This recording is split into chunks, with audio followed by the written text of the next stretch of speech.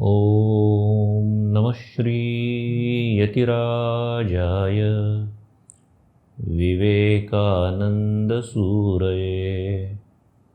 सच्चित्सुखस्वरूपाय स्वामिने तापहारिणे स्वामिने तापहारिणे। तो नमस्कार। तो आज हमारा विषय है, क्या विषय मालूम है क्या? Secret of success. तो यश कैसे प्राप्त किया जाए। तो स्वामी जी का एक बहुत ही अच्छा सेंटेंस है, उसको अगर हम बार बार रटते हैं तो जो भी है ना, स्वामी जी के जो वाक्य है ना, ये ऐसा हम बोल सकते कि ऋषि वाक्य है। It is as good as mantras, मंत्र जैसे है ये। तो और मंत्र का हम जितना पाठ करते हैं, उसकी आवृत्ति करते हैं, उसका पठन करते हैं, बार बार जब बोलते हैं ना, तो उस मंत्र का हमारे ऊपर कुछ न कुछ असर होता है। इसलिए बोलते हैं कि गीता उपनिषद भले आपको समझ में नहीं आता, फिर भी अगर उसका हम चैंटिंग करते हैं तो ऐसा बोलते हैं कि वहाँ जो जिस कमरे में होता है उसका वातावरण शुद्ध होता है, हमारे ऊपर अच्छे संस्कार होते हैं, हमारा मन शुद्ध होता है। तो ऐसे ही स्वामी जी भी ऋषि थे। तो उनका एक वाक्य है बहुत प्रसिद्ध, arise awake and stop not till the goal is reached. और वैसे उपनिषद में भी है ये वाक्य, उत्तिष्ठत जागृत प्राप्य वरान निबोधत। और स्वामी जी ने थोड़ा सा अलग ट्रांसलेशन किया है इसका, लेकिन भाव वही है, arise awake and stop not till the goal is reached. उठो जागो और जब तक ध्येय प्राप्त होता नहीं तब तक रुको नहीं। अब जो भी हम ऐसा सुनते हैं ना, तो उसके ऊपर विचार करना चाहिए, और विचार करने के बाद हमारे जीवन में उतारने की चेष्टा करनी चाहिए कि क्या बोलना चाहते हैं स्वामी जी, मैं कितना वो फॉलो कर रहा हूँ, और कितना बाकी है, और कितना मैं इनपुट दे सकता हूँ। तो यहाँ स्वामी जी बोलते हैं कि उठो जागो और जब तक ध्येय प्राप्ति होती नहीं तब तक रुको नहीं। अब आप बोलेंगे, अरे अगर मुझे 10वीं में अच्छे अंक प्राप्त करने हैं तो फिर क्या मैं सोना वगैरह नहीं चाहिए क्या मैंने? ना, ऐसा नहीं है। तो जहाँ सोना है, कुछ खेलना है वगैरह, वो सब करना चाहिए, लेकिन इसके साथ ये याद रखना चाहिए कि ये जो मेरा गोल है ना, वो हमेशा मेरे आँख के सामने रहना चाहिए कि मुझे क्या चाहिए। हम अगर 10वीं में है तो यस, मुझे 95% चाहिए, 85% चाहिए, ठीक है, सबकी कैटेगरी एक नहीं है। कोई ठीक है भाई, मुझे 50% मिलते तो अभी 60% का मेरा मार्क है, कोई बात नहीं। 11वीं में और मैं थोड़ा सा बढ़ाऊँगा, 12वीं में और बढ़ाऊँगा, फर्स्ट ईयर अगर कहीं एडमिशन लेता तो और 5% बढ़ाऊँगा, नो प्रॉब्लम। तो बाकी लोगों का अगर 95% का अगर ध्येय है तो तुम्हारा भी 95% का होना चाहिए, ऐसा बिल्कुल ही नहीं है। रादर वो गलत हो जाएगा, ये अभी मेरी कैपेसिटी नहीं है। जैसे कोई एक पहलवान है, वो 1000 दंड बैठक करता है, और हमने आज देख लिया, अरे यार वो तो 1000 करता है, और हम भी 1000 करना शुरू कर देंगे ज़बरदस्ती से, तो क्या होगा? आपको हॉस्पिटल लेके जाना पड़ेगा, है ना। लेकिन ये हम सोच सकते कि यार ये 1000 कर रहा है फट्टा, तो एक न एक दिन तो मैं भी करूँगा। तो आज अगर मैं 10 करता हूँ तो अरे यार, मैं तो 10 को ही बहुत समझ रहा था यार, बाकी के लड़के सो के रहते हैं, मैं 10 करता हूँ तो बहुत हो गए ना यार, ये तो 1000 वाला है, अपने से तो 100 गुना आ गए। तो मैं बढ़ाऊँगा, 20 करूँगा, और 10 दिन के बाद 30 करूँगा, 1 महीने के बाद 50 करूँगा। ऐसे करते करते हम आगे बढ़ सकते हैं। और स्वामी जी का देखो, एक अपने जीवन में खुद स्वामी जी ने उतारा है, जो सेंटेंस है, ये वाक्य है। स्वामी जी को उनके गुरु श्री राम कृष्ण, हम उनको ठाकुर बोलते हैं, ठाकुर एक बार पूछते हैं, अब तब नरेन, तब तो स्वामी जी नहीं बने थे वो। नरेन एक यंग लड़का है, लगभग 20 की उम्र होगी उनकी। तो बोलते नरेन मेरे पास अष्ट सिद्धि है। अष्ट सिद्धि में ना क्या क्या होता है, आप बिल्कुल सूक्ष्म रूप धारण कर सकते हैं। और सूक्ष्म रूप माने चींटी जैसा आप अगर आप चींटी बन गए तो कहीं भी जा सकते हैं। या विशाल रूप धारण कर सकते हैं। हम हनुमान जी के बारे में देखते तो विशाल रूप धारण करते थे, तो आप विशाल रूप भी धारण कर सकते हैं। अदृश्य भी हो सकते हैं। ऐसी बहुत सारी वो बातें रहती है अष्ट सिद्धि में। अब सोचो तो तुम लोगों को कोई बोलेगा तो अरे यार हम अष्ट सिद्धि देना चाहते हैं आपको, आप साष्टांग प्रणाम कर देंगे, अरे यार दीजिए महात्मा जी, आप जो बोलेंगे मैं वही करूँगा, आपके पैर दबाऊंगा। लेकिन स्वामी जी क्या बोलते हैं, वो कॉलेज में पढ़ने वाला युवक है नरेन कहता कि इस अष्ट सिद्धि से मुझे क्या भगवान प्राप्ति होगी। उनका गोल क्या था, भगवान लाभ, ईश्वर लाभ। तो ईश्वर लाभ भी उनका गोल है, हमारा गोल अलग हो सकता है। लेकिन बात यह है कि हमारा गोल माने गोल है, उनका अलग होगा, हमारा अलग होगा, इनका अलग होगा। उसके लिए क्या करना है, क्या स्पिरिट चाहिए, वो बात। तो स्वामी जी का गोल था भगवान लाभ। तो बोलते इससे क्या भगवान लाभ होगा। तो श्री राम कृष्ण बोलते हैं, ठाकुर बोलते हैं कि ना भगवान लाभ नहीं होगा, लेकिन इससे तुम बहुत बड़े बड़े काम कर सकोगे। देखो अभी फिर से और एक टेम्प्ट कर रहे हैं उनको कि तुम बड़े बड़े काम कर सकोगे। फिर भी नरेन बोलता है देखो यंग लड़का है वो, अब आप लोगों की भी तो उम्र 15-16 है ही, और 4-5 साल के बाद स्वामी जी की उम्र के हो जाएंगे आप। तो लेकिन वो बोलता है कि ना बड़े बड़े काम जो है वो बाद में देखेंगे, अभी तो मुझे मेरा गोल अभी क्या है, ईश्वर लाभ। वो गोल छोड़ के मुझे और कुछ नहीं दिख रहा है, और उसमें अगर मदद होती होगी तो ही मुझे चाहिए। नहीं तो हमारा क्या होता है ना कि अरे यार ये अष्ट सिद्धि से क्या क्या मजा आएगी यार, छोड़ दो गोल वगैरह गया भाड़ में। देखो फिर हम भी कहाँ जाएंगे आप सोचो। और यहां स्वामी जी देखो नो, जैसे वो अर्जुन को सिर्फ वो पक्षी की आंख दिख रही थी, ऐसा हमारे जीवन में होना चाहिए। और जिसके जीवन में जितना ज्यादा होगा उसको उतना अधिक यश प्राप्त होगा। भले 100% नहीं होगा हमारे जीवन में, लेकिन ये स्वामी जी भगवान लाभ तो देखो तपस्या भी बहुत करते थे वो, और रात में बैठते थे तो सवेरे उठते थे जब ध्यान में। हम लोग कितना करते, पढ़ाई करते हैं हम कि रात में बैठे तो यार शोमेन महाराज बोल रहे अरे चाय ले लो रे यार, तुम रात भर पढ़ाई कर रहे थे मैंने देखा, अभी सवेरे हो गया यार, थोड़ा सा नींद ले लो, तुम्हारे लिए आमलेट वगैरह बनाया है। होता है हमारा ऐसा? नहीं होता। कभी कभी स्वामी जी ऐसे शाम को 4 बजे वगैरह ध्यान के लिए बैठते थे तो सवेरे 4-5 बजे तक बैठते थे।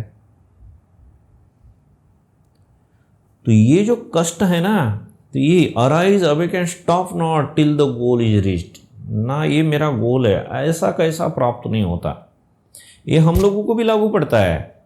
हम लोग सन्यासी है, हम करते हैं क्या इतना कष्ट। अगर हम जितना हम ज़्यादा कष्ट करेंगे, ये जो वाक्य है हमारे जीवन में जितना ज़्यादा उतारेंगे उतना अधिक हम गोल के पास जाएंगे। बराबर।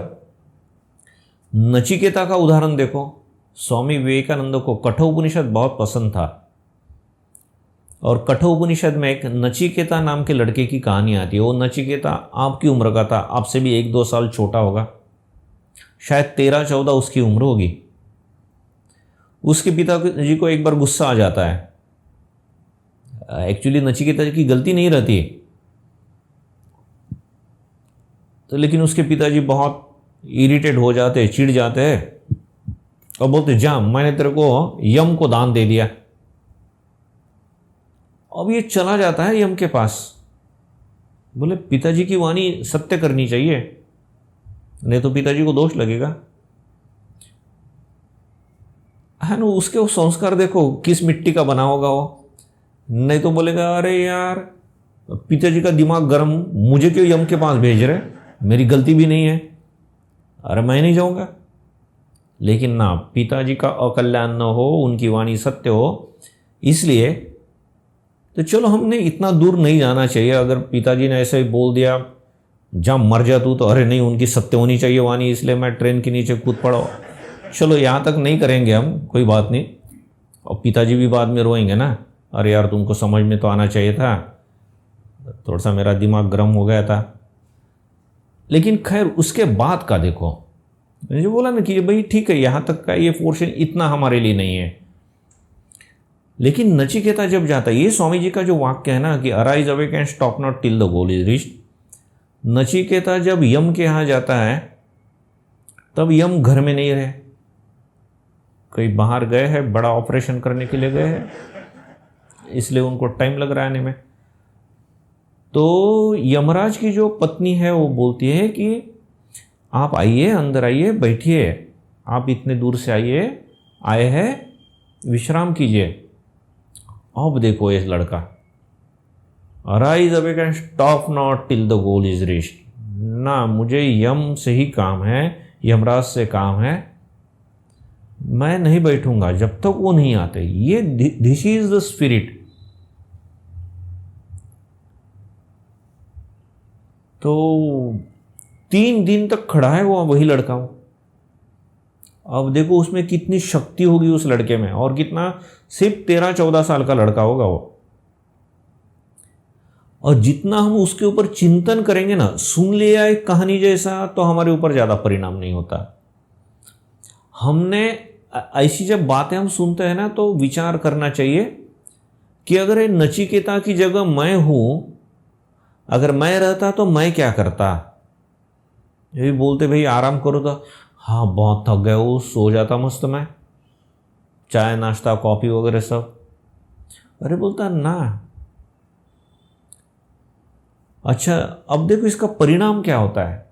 यमराज जब 3 दिन के बाद घर आते तो उनकी पत्नी तुरंत बोलती है, बोले बाहर एक तेजस्वी बालक खड़ा है, देखो कैसा इंप्रेशन हो गया।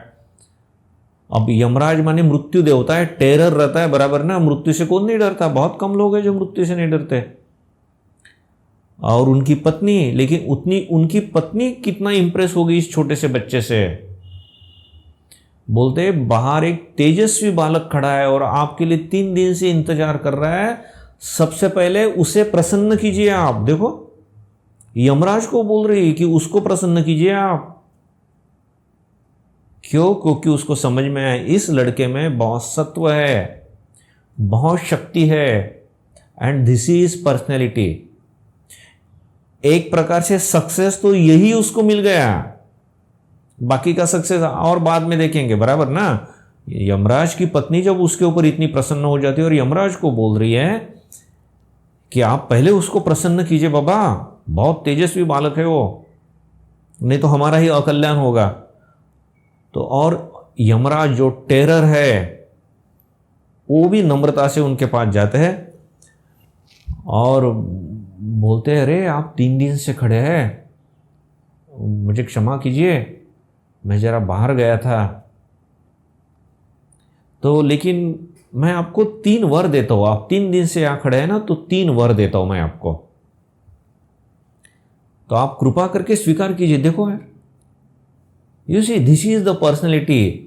और ये एक सक्सेस उनको मिल रहा है, यही उनकी सिद्धि है कि यमराज साक्षात उनको बोल रहे हैं आप स्वीकार कीजिए 3 वर। तो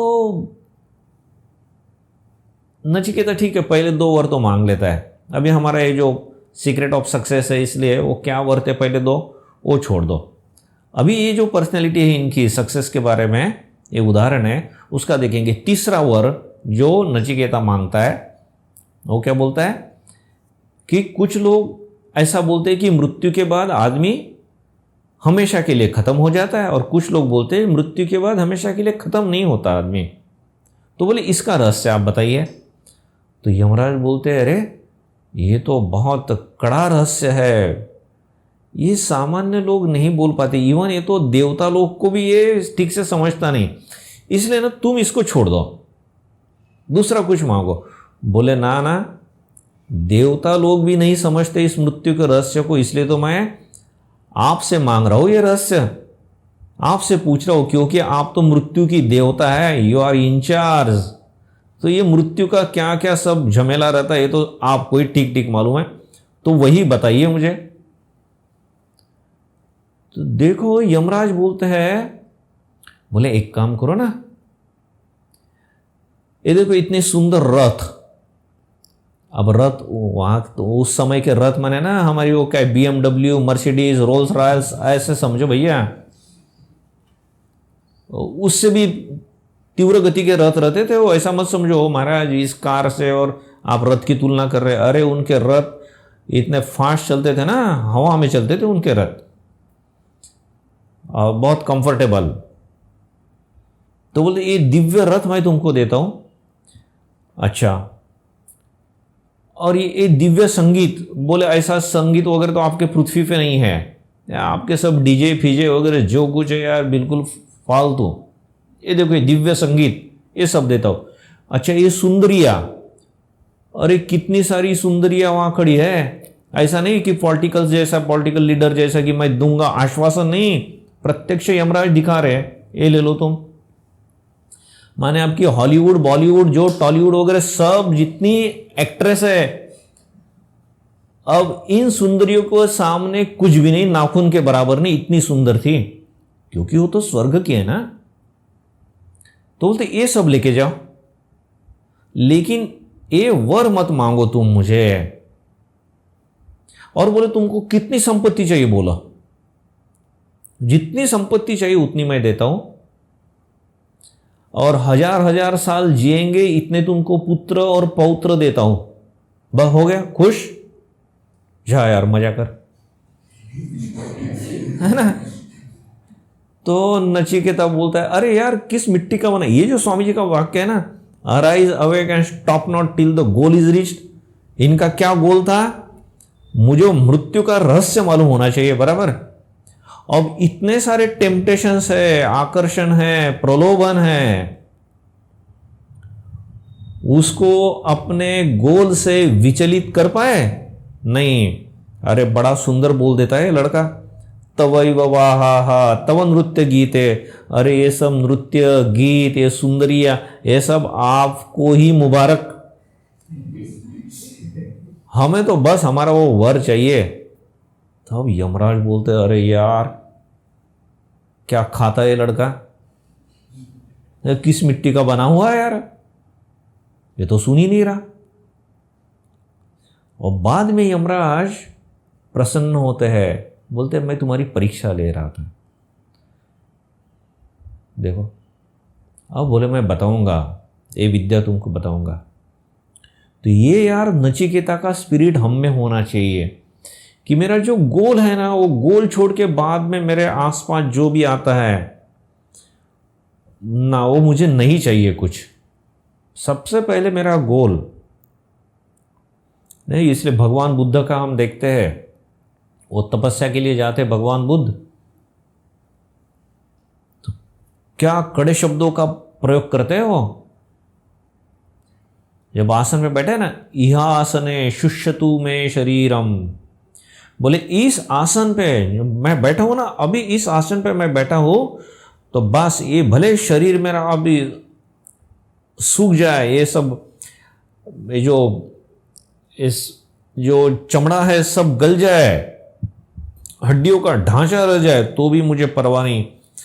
लेकिन जब तक मुझे वो अवस्था जिसे हम भगवान लाभ बोलते हैं, ईश्वर प्राप्ति, वो आत्म साक्षात्कार, वो जब तक नहीं होता तब तक इस आसन को मैं छोड़ूंगा नहीं। अब ये स्पिरिट ने यार, हम लोग अगर पढ़ाई के समय कि ना 3 घंटा तो मैं कम से कम ये आसन नहीं छोड़ूंगा, कुछ भी हो। मेरा अगर पढ़ाई का समय है कि मैं भाई 7 बजे बैठता हूँ तो 10 बजे तक नहीं छोड़ूंगा, मैंने नहीं छोड़ूंगा। बाहर के, अब तुम लोग घर में पढ़ाई कर रहे हो और बाजू के कमरे में अगर आवाज़ भी आती है और वो ये विराट कोहली आगे बढ़े और उठा दिया है और 6 रन के लिए गेंद वगैरह वगैरह वगैरह, अब ऐसा भी आता है ना, और फट से ऐसा हमारे मन में क्या होता है ना, अरे गेंद हवा में बाउंड्री की तरफ जा रही है और हम भी कमरे के बाहर से निकल जाते फिर, है ना, देखने के लिए ना। ये आसन मेरा जो है ना, और 3 घंटे के लिए मैं नहीं छोड़ूंगा, कुछ भी हो जाए। अगर बाजू के कमरे से भाई की अगर आवाज भी आती है, ओ मम्मी क्या बनाया पकौड़ा, अरे 2 और दे दो।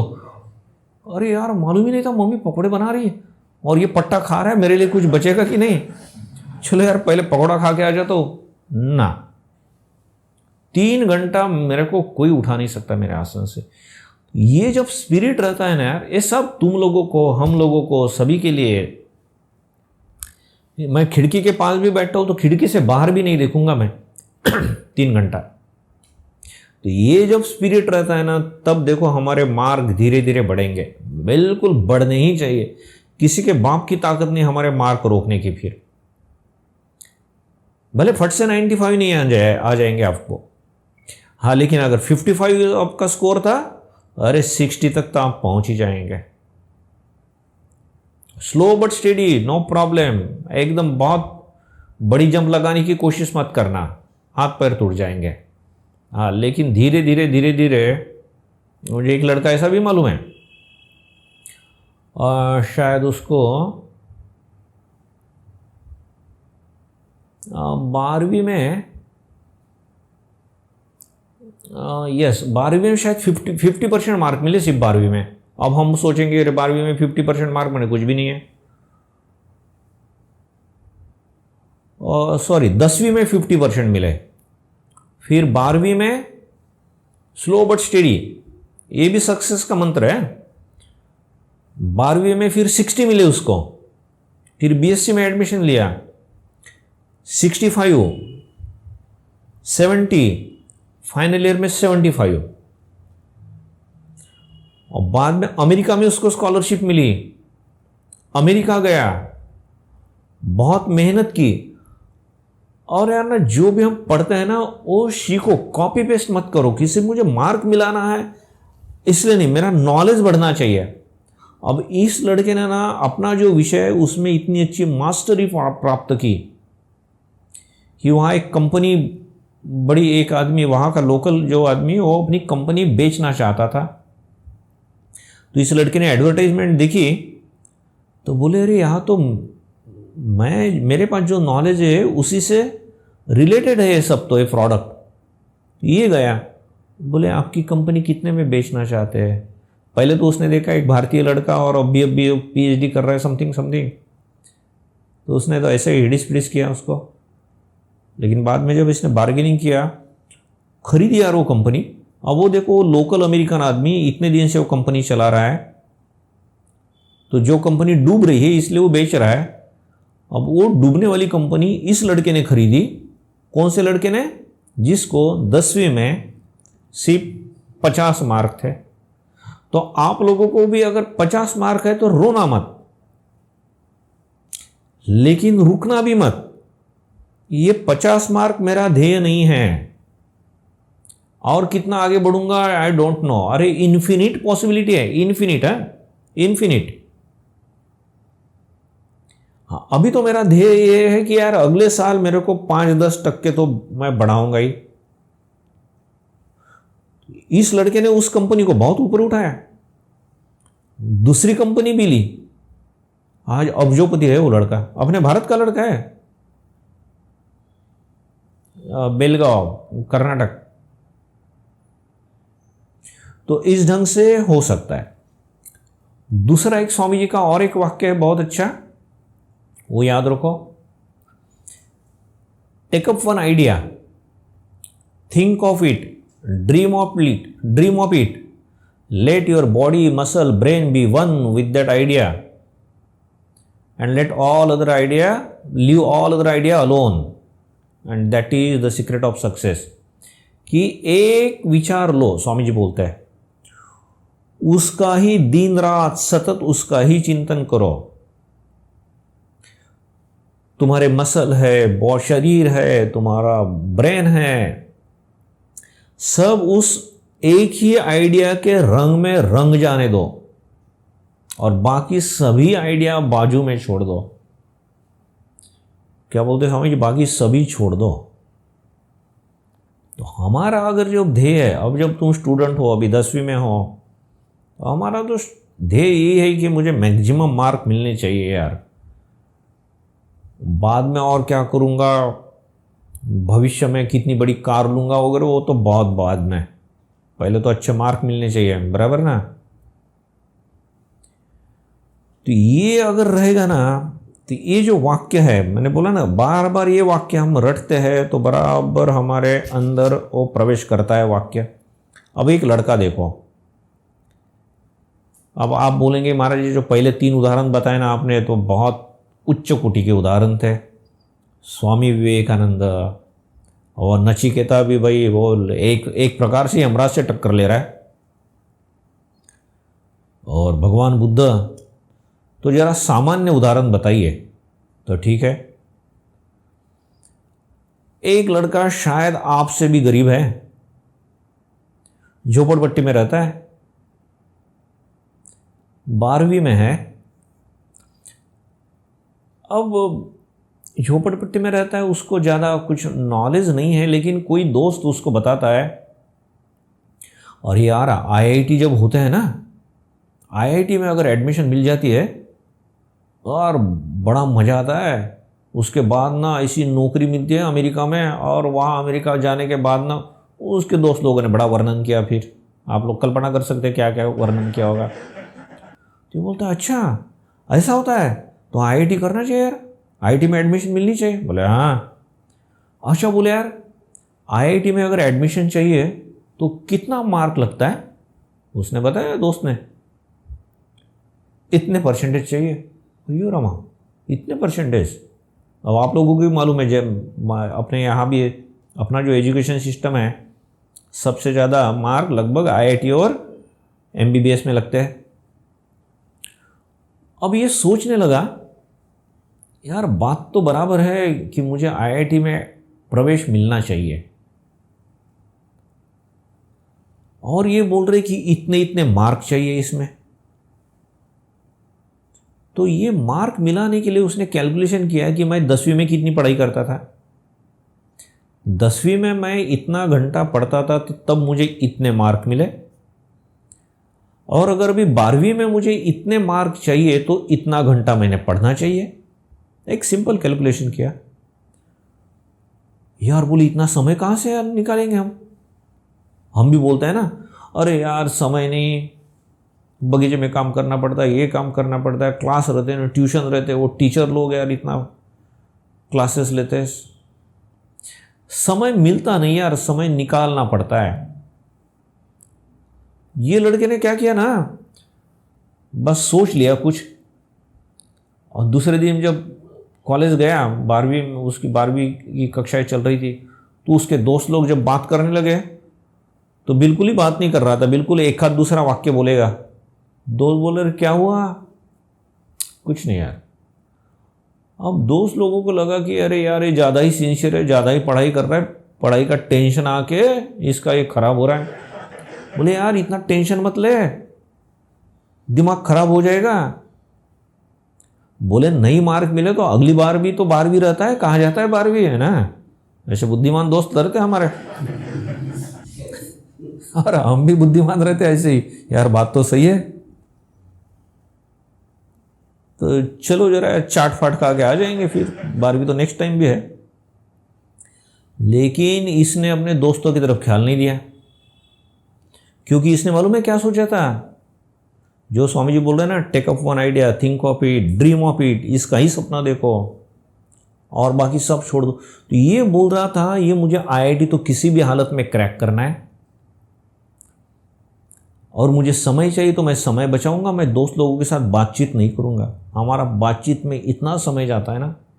और इसने सोचा मैं दिन में सिर्फ 20 मिनट बोलूँगा, सिर्फ 20 मिनट। और तुम लोग एक बार थोड़ा सा घर में बैठ के कैलकुलेट करना तुम्हारा कितना मिनट जाता है बोलने में। और ये लड़का बोलता है सिर्फ 20 मिनट बात करूँगा, इसलिए दोस्त लोगों के साथ बात नहीं कर रहा है। अब दोस्त लोगों ने कुछ समझाने की चेष्टा की, अब यहाँ ये बैठ रहा है, पीरियड थोड़ा सा ऑफ है यार, टीचर आने में समय रहता है ना कभी कभी 5 मिनट। तो बाजू के 2 दोस्त तो नई फिल्म के बारे में बहुत रसभरी बातें कर रहे हैं, ये कुछ नहीं बोल रहा है। तो बाकी के दोस्त लोग बोलते हैं अरे यार ये गया काम से, अभी जान दो, और जब इसने देखा कि अभी दोस्त लोग परेशान नहीं करते, फिर उसने सोचा अब मैं पूरे दिन में 20 के ऊपर सेंटेंस नहीं बोलूंगा, 20 वाक्य के ऊपर नहीं बोलूंगा, सिर्फ 20 वाक्य। ओके। अच्छा, आप बोलेंगे मैंने पहले बोला ये स्लम एरिया में झोपड़पट्टी में रहता था, इसको उठने के लिए अलार्म भी नहीं था उसके पास। हम बोलेंगे स्वामी जी मोबाइल नहीं था क्या उसके पास? अरे यार नहीं था, लगभग 15 साल पहले की बात होगी शायद है। तो आप बोलेंगे फिर कैसा उठता था पढ़ाई के लिए सवेरे? देखो यह बोलते ना, where there is a will there is a way, जहां चाह वहां राह।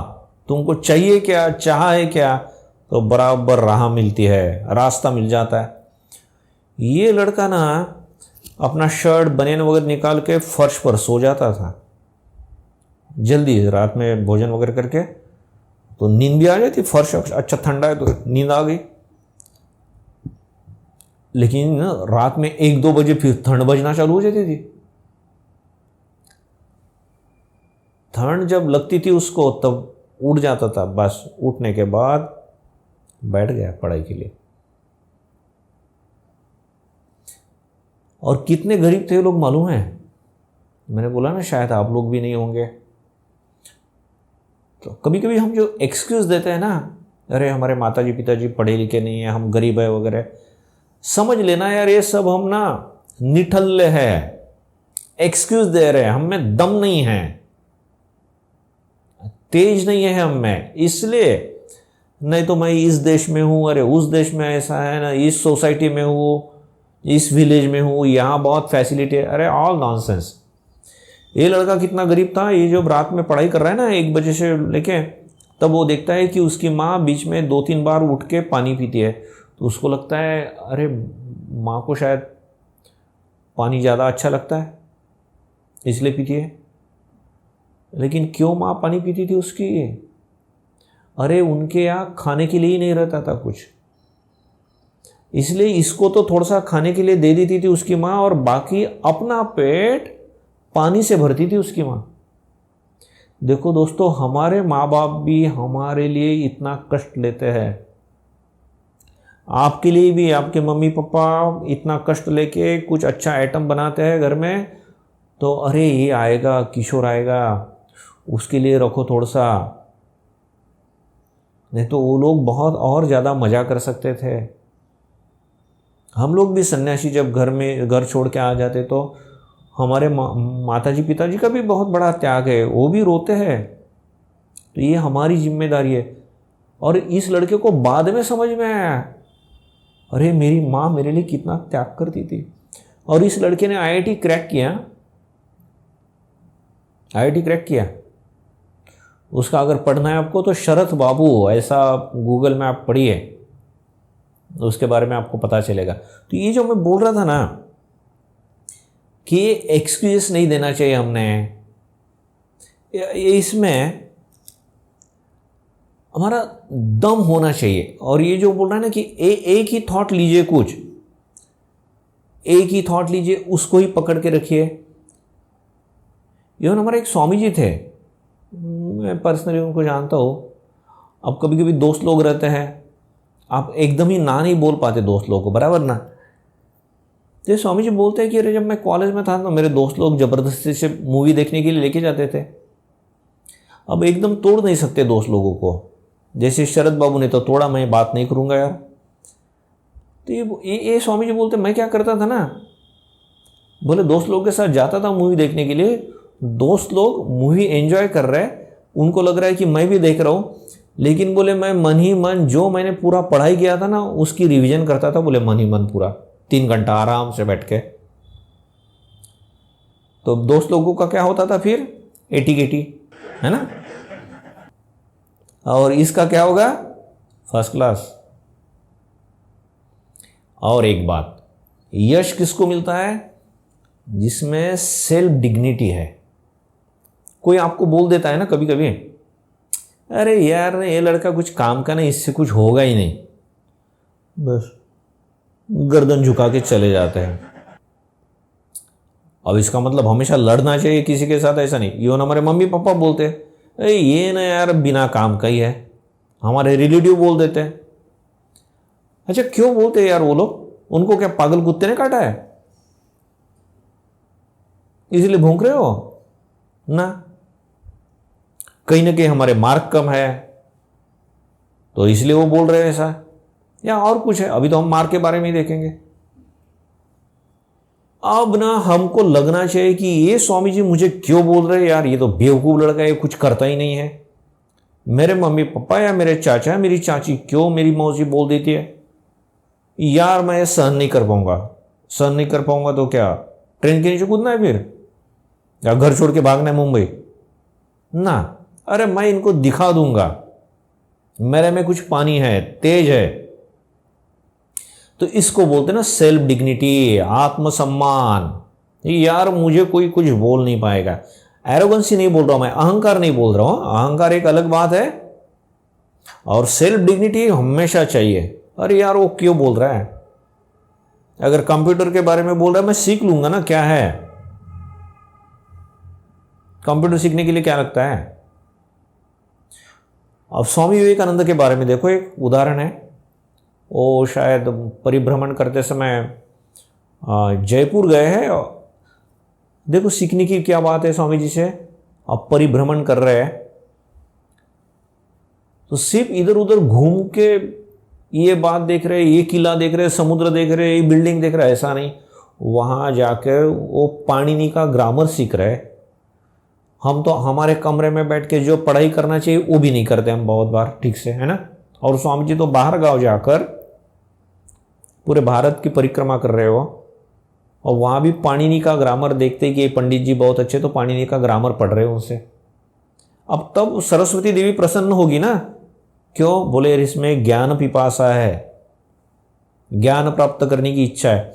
अच्छा वो पंडित जी पढ़ा रहे स्वामी जी को, और स्वामी जी को ना वो श्लोक ठीक से समझ में नहीं आ रहा है। 3 दिन हुए एक ही श्लोक वो पंडित जी बार बार समझा रहे और स्वामी जी को समझ में नहीं आ रहे। तो वो पंडित जी ना झल्ला कर बोलते हैं, बहुत स्वामी जी आप ना, बोले मुझे क्षमा कीजिए, आप किसी दूसरे पंडित के पास जाइए, अब मैं आपको नहीं पढ़ा पाऊंगा। अच्छा किसी टीचर ने हमको बोला ऐसा तो, अरे यार मैं 3 दिन से तुमको पढ़ा रहा हूँ, तुमको समझ में नहीं आ रहा है यार, मैं नहीं पढ़ा पाऊंगा तुमको। तो हम क्या बोले, अरे यार नहीं इसको पढ़ाना ही नहीं आता है ना, नहीं पढ़ाना है तो जा यार, मैं छोड़ दूंगा ये चैप्टर। लेकिन जो सेल्फ डिग्निटी है, स्वामी जी सोचते हैं अरे यार ये श्लोक मुझे समझ में क्यों नहीं आ रहा है। इन्हीं पंडित जी ने तो बाकी लोगों को भी समझाया होगा, तो उन लोगों को समझता है तो मुझे क्यों नहीं समझ में आता है। ये जब किताब लिखी है तो किसी ने आदमी ने ही तो लिखी है ना, वो क्या एलियन थोड़ी है। तो यार उनको समझ में आ रहा था तो मुझे क्यों नहीं आता। बस वो पंडित जी जाने के बाद स्वामी जी ने सब दरवाजे खिड़की बंद कर दी, बिल्कुल with full concentration. Swami ji खुद ही बैठे उसके ऊपर चिंतन करने लगे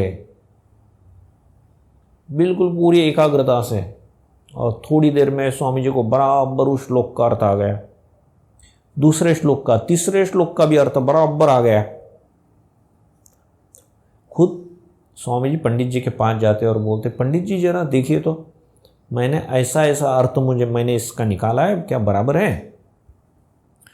पंडित जी जब सुनते तो बोलते, अरे स्वामी जी इतनी सुंदर व्याख्या मैंने कभी नहीं सुनी, आपको किसने बताया है, किसने एक्सप्लेन किया, मुझे बताइए जरा। स्वामी जी नम्रता से बोलते, किसी ने, मैंने जब थोड़ा सा अभ्यास किया, चिंतन किया, मुझे समझ में आया। अब इसका मतलब क्या है, स्वामी जी बोलते हैं each soul is potentially divine. आपके प्रत्येक में बहुत शक्ति है। और स्वामी जी तो यहां तक बोलते हैं you can do anything and everything, आप कुछ भी कर सकते हैं, असंभव कुछ भी नहीं है। अब यहाँ ये पंडित जी इतने बड़े विद्वान स्वामी जी को समझा नहीं पा रहे थे, और यहाँ स्वामी जी अकेले बैठ के समझ में आ गया उनको बराबर ना। तो इसका मतलब ही क्या होता है कि यहाँ शक्ति हम में है, बाहर के लोगों की कमी नहीं है। हम बहुत बार एक्सक्यूजेस देते हैं। एकलव्य की बात आपको मालूम है, कौन थे एकलव्य के गुरु? द्रोणाचार्य। तो द्रोणाचार्य ने कभी पढ़ाया उनको विद्या? तो द्रोणाचार्य के पास तो गए थे, बोले मुझे धनुर्विद्या सिखाइए आप। तो बोले ना, मैं तो कौरव पांडवों के सिवा और किसी को नहीं सिखाऊंगा। तो लेकिन बोले हमने तो आपको ही गुरु मान लिया है। ठीक है, तो उनका एक मूर्ति बनाई, वहाँ रखी और अकेले प्रैक्टिस करने लगे। देखो अर्जुन के बराबरी, हम बोलते हैं कि भारत में, पूरे विश्व में अर्जुन जैसा कोई धनुर्धर नहीं था तब। और एकलव्य शायद 2 कदम आगे ही निकल गए अर्जुन के। और अर्जुन को तो द्रोणाचार्य ने विद्या सिखाई है, इतने बड़े गुरु ने। और यहाँ इनके पास गुरु कुछ भी नहीं है, सिर्फ उनकी मूर्ति है। अब हम अगर बोलेंगे कि ना यार वो पढ़ाई अच्छी नहीं है, टीचर अच्छे नहीं है, स्कूल अच्छी नहीं है, तो किसको दोष देना चाहिए? खुद को, कि हम कुछ ना कुछ कहीं ना कहीं नहीं कर पा रहे। जैसे एक लड़का देखो, ये जो डिग्निटी मैंने बोला, वो एक लड़का आपके जैसे, आप जैसे छोटे छोटे विलेजेस में से आया है, ऐसे एक लड़का छोटे से एक गांव में से 10वीं तक की स्कूल थी क्या, ठीक है, मार्क उसको अच्छे थे 10वीं में। तो माताजी पिताजी की इच्छा रहती है ना, अरे साइंस में जाए हमारा लड़का, तो साइंस में एडमिशन हुई। अब इसको तो वो तो सब अंग्रेजी में बोल रहा है, और ये तो लोकल मीडियम लड़का, उसको तो समझ में नहीं आता था। क्या करे, क्या कॉलेज छोड़ दे अभी? लेकिन ये लड़का देखो क्या करता था, उसको समझ में नहीं आता था, फिर भी टीचर अगर ब्लैक बोर्ड पे कहीं इस कोने में x² लिखते तो ये भी अपने नोटबुक में x² लिख देता था। नीचे के कोने में x² प्लस y² z² ऐसा लिखते तो ये भी नोटबुक के कोने में ऐसा लिखता था। वो जैसा जैसा लिखता वैसा वैसा लिख लेता था नोटबुक में ये लड़का।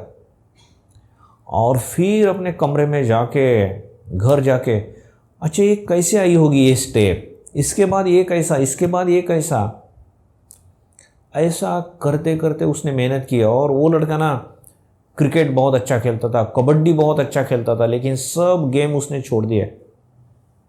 अब उसका गोल क्या था कि मुझे 12वीं में अच्छे मार्क मिलने चाहिए।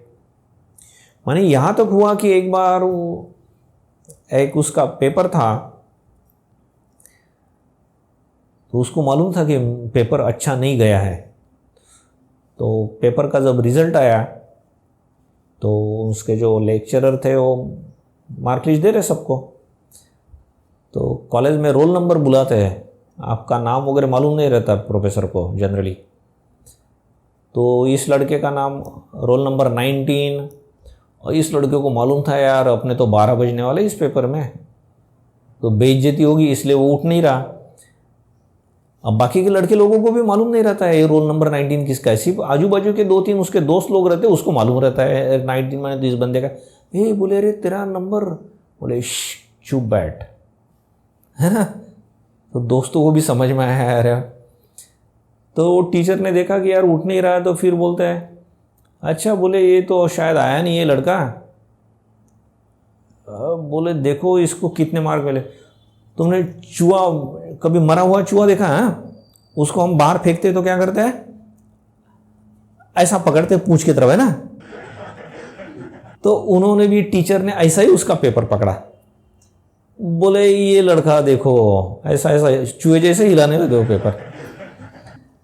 बोले इसको 25 में से कितने मार्क है मालूम है?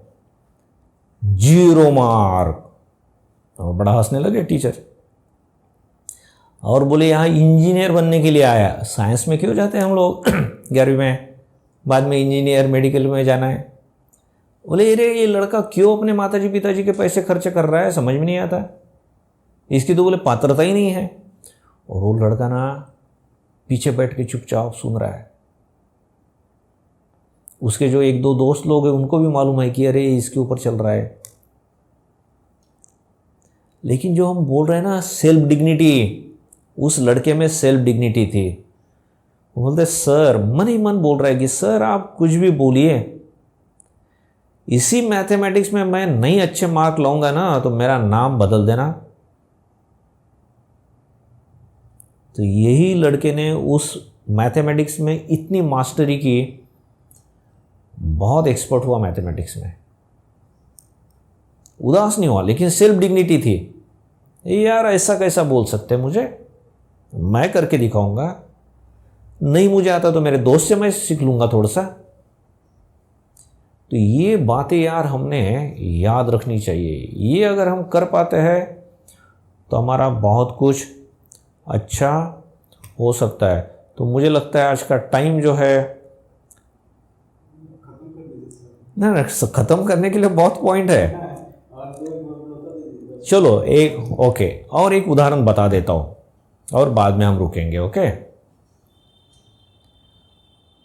अब जैसा ये लड़का देखा हमने कि इतना, जिसको 0 मार्क मिले, अरे उसके कुछ मैथमेटिक्स के उसके कुछ मैं आपको बताऊंगा ना उसने क्या क्या किया, तो आपको भी लगेगा अरे यार जिसको 0 मार्क मिले ये ऐसा भी चमत्कार कर सकता है लड़का।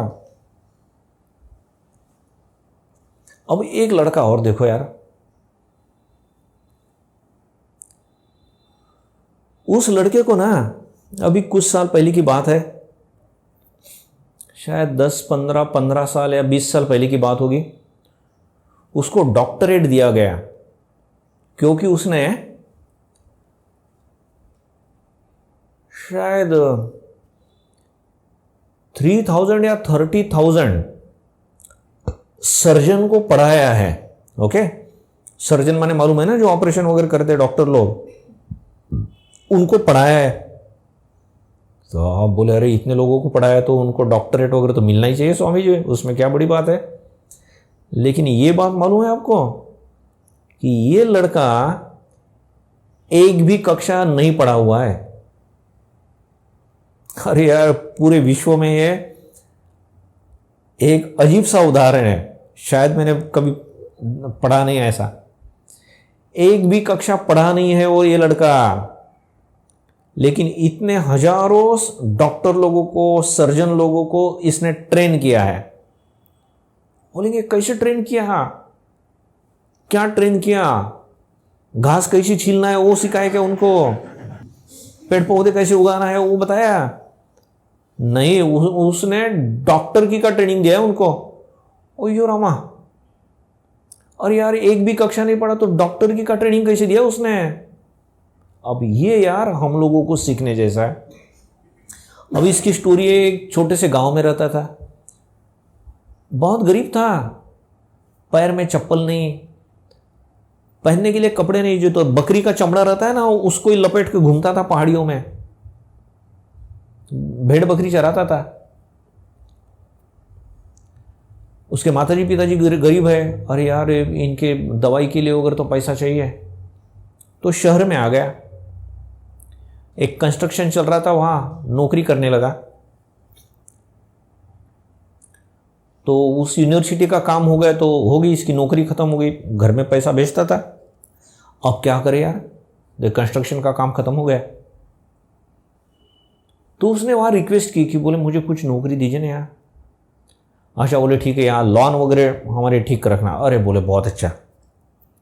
बस वो लॉन देखने लगा वहां। सोता कहाँ था? वही यार जो यूनिवर्सिटी का बाहर का जो वरांडा है वहां ही सो जाता था। और रात की ठंड देखो, अब दिन में वो लॉन में काम करता था। एक दिन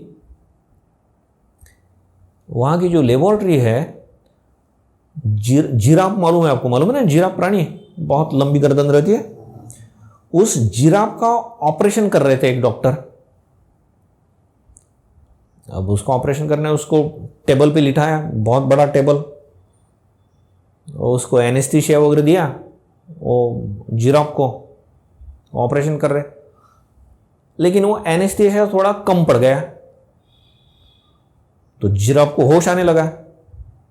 अब जिराफ को अगर होश आने लगेगा और वो देखेगा मेरा ऑपरेशन हो रहा है है ना, एक लात मार देगा तो वो उसको ऑपरेशन करना पड़ेगा डॉक्टर का। वो देख रहा है कि अरे यार डॉक्टर बोल रहे तो साला खतरा, फट से वो खिड़की में से आवाज लगा, इस आदमी को देखा लॉन में काम, अरे यार जल्दी आओ। और ये हट्टा कट्टा था, मस्त मजबूत था, बोला इसको पकड़ के रखो जरा। अच्छा, उसने ऐसा पकड़ के रखा ना उसको, जिराफ को। मैंने ज़्यादा जोर से अगर पकड़ता तो साला मर जाता जिराफ, इतने कस के पकड़ा। अब ये जिराफ का ऑपरेशन है, 7-8 घंटा चलता है वो ऑपरेशन। ऐसा नहीं कि हमारा ड्रेसिंग है 5 मिनट में जाओ घर। अच्छा, ये जो 7-8 घंटा ऑपरेशन चल रहा है, उसके बीच में डॉक्टर लोग वगैरह बीच बीच में अपना चाय कॉफी वगैरह सब ले रहे। अब ये तो गरीब बेचारा लॉन में काम कर रहा है, बस ये पकड़ के खड़ा है। वो हो गया, ऑपरेशन पूरा हो गया, स्टिचेस लगाया। तो ये डॉक्टर ने देखा, अरे यार बोली ये बड़ा हट्टा कट्टा और मजबूत आदमी है। तो दूसरे दिन भी ऐसे ऑपरेशन था, पहले से इसको बुला लिया, भैया आओ तो। देखो हमारे जैसा कोई आदमी हो रहा था तो क्या बोलता, होए कल आया बहुत हो गया, ये क्या मेरी ड्यूटी है क्या, एक्स्ट्रा पैसा देने वाले हैं क्या आप? और आप तो बड़ा चाय पानी वगैरह मजा कर रहे थे, मेरे को तो बिस्किट भी नहीं दिया आपने। अरे खड़ा रहा, क्यों खड़ा रहा होगा वो? शायद जो महत्व का पॉइंट है, शायद उसमें ज्ञान पिपासा थी, ज्ञान प्राप्त करने की इच्छा थी कि अरे कैसा करते हैं ये लोग, हम लोगों को थोड़ी डॉक्टर अंदर आने देगा ऑपरेशन के समय? किसी को नहीं आने देता। और यहां तो यार फ्री में मिल रहा है ऑपरेशन देखने को। और एक दिन मालूम नहीं डॉक्टर को क्या हुआ, जो ऑपरेशन के बाद स्टिचेस लगते हैं ना, सिलाई करना पड़ता है। हम बोलते हैं ना अरे टाके लग गए, अब टाके खोलने के लिए जाना पड़ेगा, है ना, 8-10-15 दिन के बाद जाते हैं हॉस्पिटल में। तो इसको बोलते हैं जरा टाके लगाओ तो तुम, स्टिचेस लगाओ। इसने लगाया बड़ी अच्छी तरह से, और यार बोले इसने तो स्टिचेस बढ़िया परफेक्ट लगाया।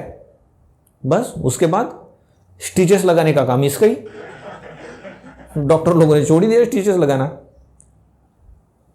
अच्छा, धीरे धीरे ना ये लड़का बराबर वो जिराफ को इतना माइन्यूटली ऑब्जर्व करने लगा, उसका पूरा एनाटॉमी जो है, उसका शरीर, कौन सी नसें कहां से जा रही, धमनियां कहां से जा रही। तो धीरे धीरे इसको ना, अब फिर इन लोगों को भी समझ में आया, तो स्टिचेस का तो इसको इंचार्ज बना दिया, फिर इसको असिस्टेंट का पोस्ट दे दिया, और धीरे धीरे ऑपरेशन भी करने लगा। अब ये, अरे डॉक्टर लोग माने क्या रहते हैं, उनको क्या 2 सींग रहते हैं क्या? किसी दूसरे डॉक्टर ने दिखाया कि भाई ये ऐसी बॉडी है, ये पार्ट रहते हैं, इसको यहां से काटना है, इसको फेंक देना है, इसको टीचर्स मारना है। ये तो वो तो ये ही देख रहा था, है ना, तो ये करने लगा। और इन लोगों ने देखा अरे यार इसका हाथ इतना परफेक्ट है, वो बहुत ही बढ़िया ढंग से काट देता है। तो धीरे धीरे वो उसमें इतना एक्सपर्ट हो गया, इवन जो हार्ट प्लांट हुआ उसमें इसकी मास्टरी हुई। और धीरे धीरे तो डॉक्टर लोगों के क्लास लेने लगा ये लड़का। कौन? कि जो एक भी कक्षा पढ़ा नहीं है, और ब्लैक था, वो निग्रो था, इसलिए शायद वो डर के भी बहुत दिन तक उसको डिग्री वगैरह नहीं दे रहे थे वो लोग। और बाद में एक दिन उसको डिग्री दिया। और अब भी शायद मैं तुमको नाम बताऊंगा, उसका नाम गूगल पे देखो, अब भी शायद 10-15-20 साल पहले उनकी मृत्यु हुई। तो अभी भी उनकी जो समाधि है वहाँ, ट्रेडिशन है वहाँ, कि जो भी नया डॉक्टर उस यूनिवर्सिटी से तैयार होगा उसने उस समाधि के पास जाना चाहिए, नमस्कार करना चाहिए, अपना एक सेल्फी या एक फ़ोटो उस समाधि के साथ निकालना चाहिए। अब देखो यार, वो एक भी कक्षा नहीं पढ़ा है, उसने 3000 या 30,000 डॉक्टर लोगों को ट्रेन किया। अब इसके बड़ा कोई उदाहरण है? तो ये मत सोचना कि मैं MBBS नहीं हूँ, मैं डॉक्टर नहीं हूँ। अरे डॉक्टर नहीं तो क्या हो, मुझे मोबाइल में इंटरेस्ट है ना, अरे ऐसा कुछ करो ना भले मम्मी पापा के 2-4 मोबाइल खराब होंगे तुम्हारे, तो 2-4 लाते पड़ेंगी तुमको, लेकिन ये मोबाइल में इतना एक्सपर्ट बनो ना कि बड़ी बड़ी कंपनी तुमको बोलेगी भैया ये हमारे यहाँ आओ, तो तुम्हारा मोबाइल का नॉलेज ज़बरदस्त है। जो भी पुराने मोबाइल फेंक देते हैं ना, खोलो यार उसको, क्या रहता है उसमें। ऐसा करके मुझे बताओ, विमान का शोध लगाया जिसने भी लगाया, या कार जिसने बनाई, वो क्या इंजीनियर था क्या? किसी कॉलेज में पहले डिग्री ली और बाद में उसने विमान का शोध लगाया? या कार जिसने बनाई वो पहले उसने मैकेनिकल इंजीनियर की डिग्री ली, बाद में उसने कार बनाई? ऐसा है? तुम्हारे हमारे जैसे सामान्य आदमी था वो। तो हम भी कर सकते हैं। सबसे पहले बोलना yes I can, I can. और स्वामी जी बोलते हैं ना, faith faith faith, faith in your self, faith in God, and that is the secret of success. खुद के ऊपर विश्वास रखो, भगवान के ऊपर विश्वास रखो, और वही यश का सिद्धांत है। तो भगवान को रोज, अभी यहाँ तुम लोग का इतना अच्छा हॉल है, तो यहाँ रोज भगवान को प्रार्थना करना कि भगवान मेरा कंसंट्रेशन अच्छा होने दो, मेरे लिए क्या मार्ग है वो मुझे बताओ, मुझे अच्छी सद्बुद्धि दो, अच्छे दोस्त लोग दो, जिससे मैं आगे बढ़ूँ। ऐसा अगर मोबाइल भी यूज़ करते तो मेरे मोबाइल में ऐसे ही मैसेज आने दो, ऐसे ही मैं कुछ क्लिप्स देखूँ कि जिससे मुझे सचमुच में प्रेरणा मिले। ऐसे भगवान से प्रार्थना करते रहो और मेहनत करते रहो, बराबर हो जाता है। तो अभी आज का समय, अच्छा उसका नाम, जो इस आदमी का मैंने बताया उसका नाम है हैमिल्टन नेकी। हैमिल्टन, अभी नेकी NA क्या है वो गूगल में सर्च करना तो तुम लोगों को मिल जाएगा, या फिर शोमेन महाराज को बोलना, महाराज बोलना हैमिल्टन ना कि आप सर्च करके उसके बारे में और एक बार क्या क्या थोड़ा सा है ब्लैक बोर्ड के लिख के दे, किस साल में क्या गया, फिर क्या हुआ, फिर क्या हुआ, ऐसे उसके जीवन के 10-15 लाइन में, तो आपको अच्छा लगेगा। ओके, ओम शांति शांति शांति, हरि ओम तत्सत। श्री राम कृष्णार्पणमस्तु।